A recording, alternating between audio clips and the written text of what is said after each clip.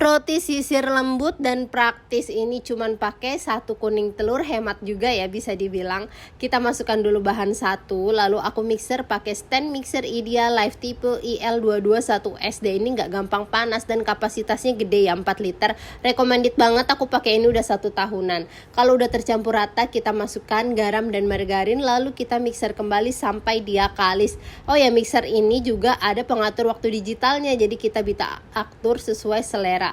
Udah kalis, kita pindahkan ke wadah lalu tutup dengan serbet lembab yang bersih, diamkan 1 jam. Setelah 1 jam dia mengembang, lalu kita kempiskan, bagi rata sesuai selera. Aku bagi 11, lalu kita gilas. Next kita lipat 2 ya, seperti ini, lalu agak dirapatkan ujung-ujungnya.